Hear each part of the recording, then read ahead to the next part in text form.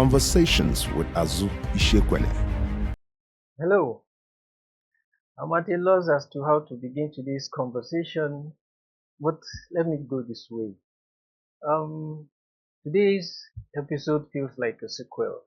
Last episode, we brought you a discussion on what to expect in 2025, and today we're bringing back something that feels similar but in a very different way.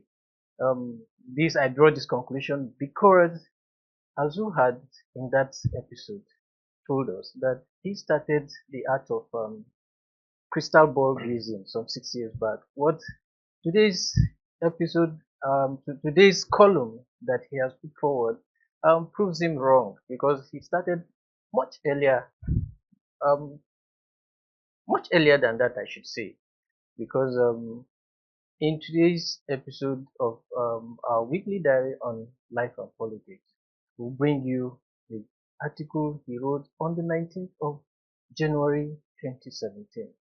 That was the last day of former President Obama's stay in office as the President of the United States, preparatory to handing over to the 45th President of the United States at that time, Mr. Donald Trump, who incidentally is in a few days' time going to be sworn in again as the 47th President of the United States.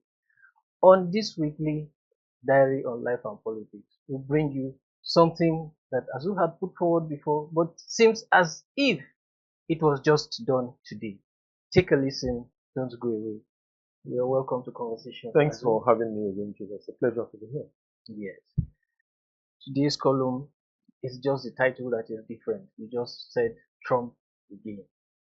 And it is a fallout of, you just republished an article you published some 8 years ago, and it's as if it is very fresh.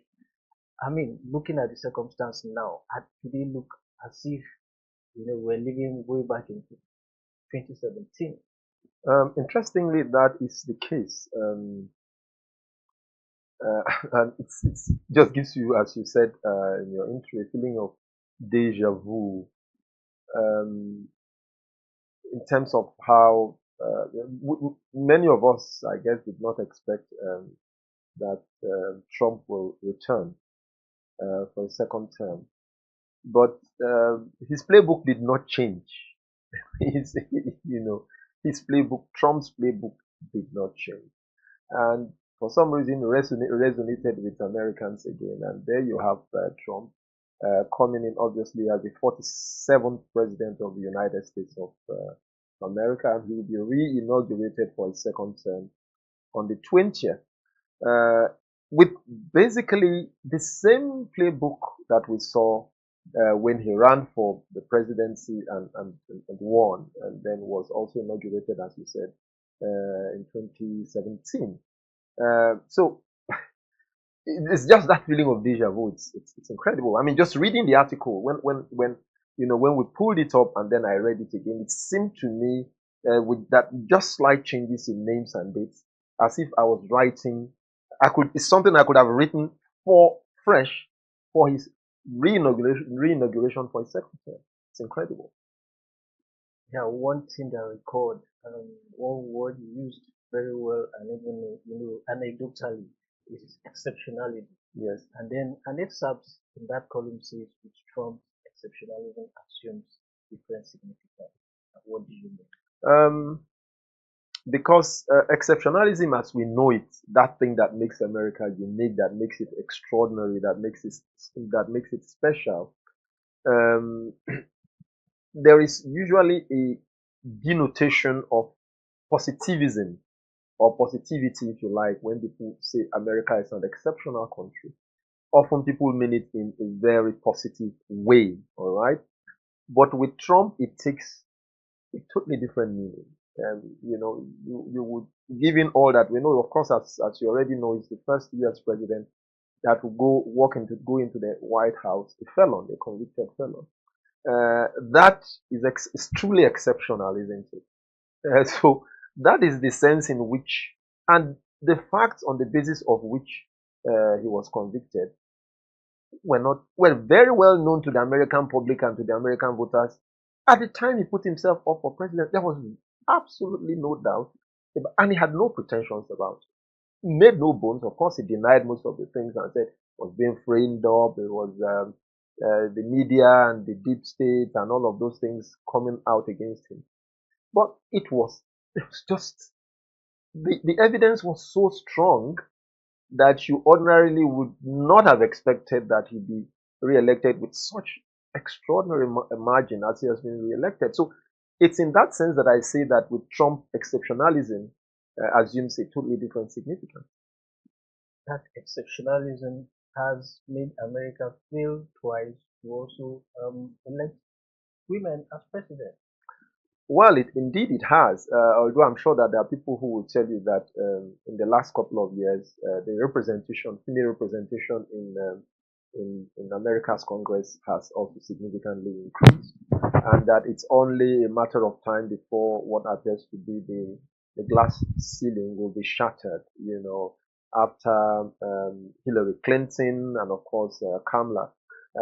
It's just going to be a matter of time. But if you look at other levels of representation, in the American society and especially in Congress, there's been a significant improvement. But we'll just wait and see how that plays out on that Trump presidency. You have just 4 years, and believe me, it will not be long before these 4 years have come and gone. I'm particularly also interested in what his return to office will mean for Africa especially, but I guess that's a conversation for perhaps another. Yes, I always make this reference. Trump was impeached twice, Yes, and unlike former U.S. presidents, once an allegation is proven, they are either impeached or they resign or they just step aside quietly and they don't come forward again. And you just made a reference that he's a convicted felon, and the American a judgment was passed a few days back. What was the term used again? Um, I'm trying to recall, but I cannot. That Trump is actually convicted, but he's sentenced to. Uncle, yeah, yeah, but you see, I think part of what the judgment said was Yes. that had it not been that he was on his way to the White House, he would have done jail time. The basis of his conviction and the weight of evidence on the basis of which he was convicted was enough to send him to jail. But as I said, this was not anything new to the voters.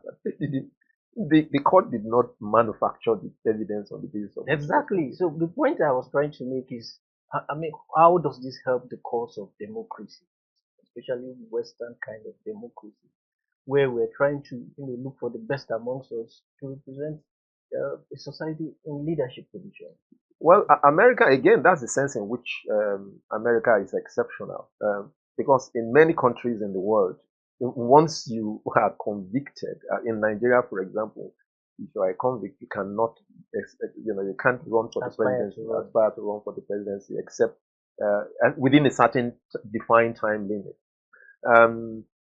But it's not so in the American Constitution. So it really would not matter that, the convicted felon who will still be the president. In terms of the signal that sends to other parts of the world, I think it will be interesting to see. But I think it puts America in a slightly more difficult moral position to preach to people about nobility and, and all of that as a basis for. I think America will find itself slightly more hard pressed to preach and stand and moralize to the rest of the world about with what we have on our hands. That's what I honestly think. And finally, in the years ahead, I'm quoting from what a bit of your article. In the years ahead, and this was in 2017, by the way, no one is exactly sure of what to expect, not even members of Trump's cabinet, quote and unquote. So, how is the world to come to terms with facing this system where you cannot, you're not sure, you're just in a bubble, and at any time it could burst. What is likely to, what is Trump again likely to happen to the world? But Trump is not a stranger to the world, least of all to the rest of the world. I think I would, as I said in one of my answers earlier on, particularly interested in how potentially his re-election might affect us here in Africa. And I can think of at least 3 quick ways what we can potentially expect based on his record. That does not mean he will not shatter or despise or if you like, trash or trump the record that he has set for himself. But I think in 3 areas we might expect, we should just will probably be on the edges of our seat to see how he deals with those 3 areas. And for me, the first obviously is in the area of immigration and security. I think that that's one area where people are just having their hearts in their hands. I mean, just we don't know exactly how that's going to play out. Also, I think that this is the year when the African Growth and Opportunity Act, AGOA, expires 2025. Because of his protectionist trade policies, that will obviously have implications, not just for Nigeria, but for the rest of the continent, depending on trade. And of course, his climate denialism is going to be a huge problem. He pulled out of the Paris agreement on climate change. And we are impacted, and obviously many parts of the world are impacted. You understand? So these are areas, I think, areas where we have to hold our breath and then just watch how it plays out. But whatever happens, Trump himself is surprised, just waiting to happen. All right. I love this conclusion. Trump himself is a surprise waiting to happen. I will just leave it here for now, and I will advise you to please look out for or visit at azuishekwele.com, where you have these articles published in full. It enriches your sense of history and your sense of currency, and it gives you deeper perspective on happenings across the world. Thank you for watching. Thanks for coming on the show, Azu. Thanks for having me once again. Bye for now. Conversations with Azu Ishekwele.